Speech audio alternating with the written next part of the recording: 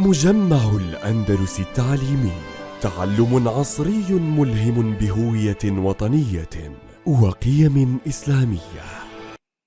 السلام عليكم. Unit 6, Lesson 3, Grammar. Grammar, defining and non-defining relative clauses. Read the following sentences and answer the questions that follow. 1. That the hospital where Ali works. 2. Saturday is the only day when I go out with friends. 3. The woman who helped me find my car keys lives next door. 4. That is the woman to whom I was referring. 5. The man whose son won the race is a doctor. 6. The house which is next to mine has a swimming pool. By the way, the words in blue, where, when, who, whom, whose, and which are called relative pronouns and adverbs. And to be specific, where and when are called relative adverbs, while who, whom, whose, and which are called relative pronouns. Let's answer the questions. A. Which pronoun or adverb refers to people?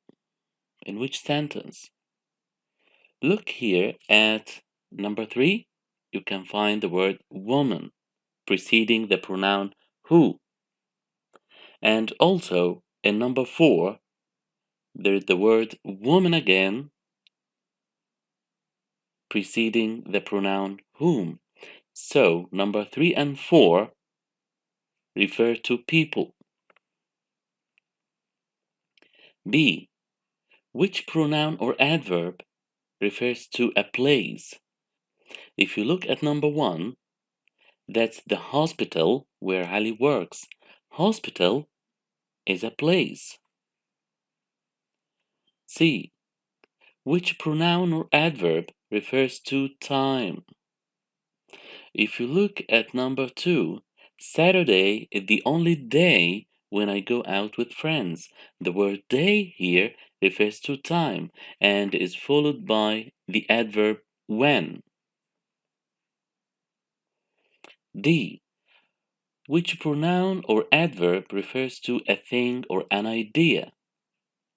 If you look at number 6, the house which is next to mine has a swimming pool. Here the house is something and it is followed by the pronoun which. Finally, E. Which pronoun or adverb refers to possession? Number 5.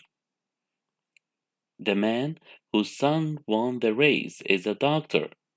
Here, the word son belongs to the man, and whose is a pronoun that refers to possession.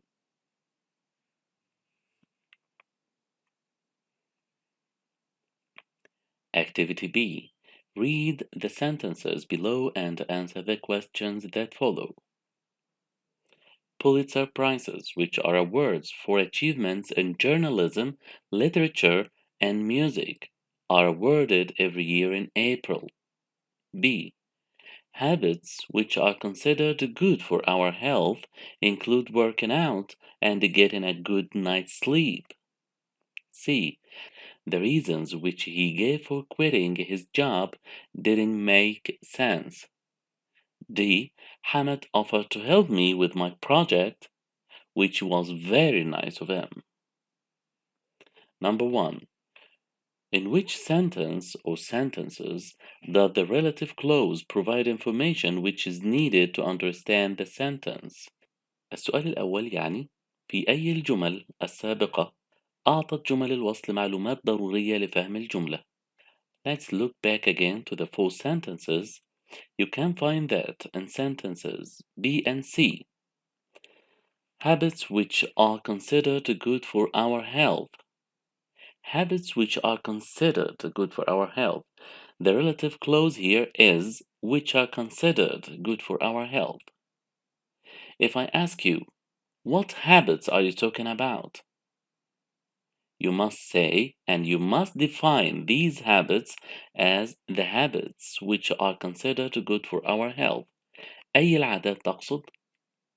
إنها العادات التي تعتبر مفيدة للصحة. In this case, we can't delete or omit the relative clause, which are considered good for our health. So this is called a defining relative clause, and it cannot be removed or deleted from the sentence. In other words, it is necessary to understand the sentence. The same with number C. The reasons which he gave for quitting his job didn't make sense. Let's try to remove the relative clause which he gave for quitting his job and read the sentence. The reasons didn't make sense. Which reasons? You have to mention that the reasons which he gave for quitting his job didn't make sense. So the relative clause here which he gave for quitting his job defines the reasons. Number 2, in which sentence or sentences does the relative clause provide extra information about the person, thing, or idea it refers to. السؤال يعني في أي من الجمل كانت عبارات الوصل عبارة عن معلومات إضافية عن الشخص أو الشيء أو الفكرة المشار إليه. Let's read number A. Pulitzer Prizes, which are awards for achievement in journalism, and you can note that the relative clause is preceded and followed by commas. And this means this piece of information is not necessary. It's an extra piece of information. This type of clauses is called non-defining relative clauses, and this type can be deleted or omitted without affecting the meaning. The same with D. Hamad offered to help me with my project. You can stop here, or you can continue and add, which was very nice of him. Here the relative clause refers to the idea, the preceding sentence, and it can be deleted because it's a non-defining relative clause.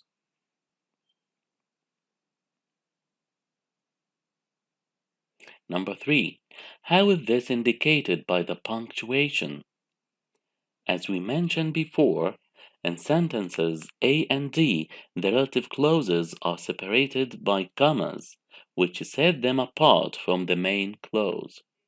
4. Can which be replaced by that in any of these sentences? Which ones? In sentences B and C. In which sentence or sentences can the relative pronoun be omitted?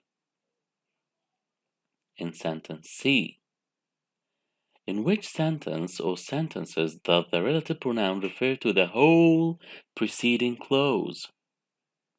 As we mentioned before, it's in sentence D.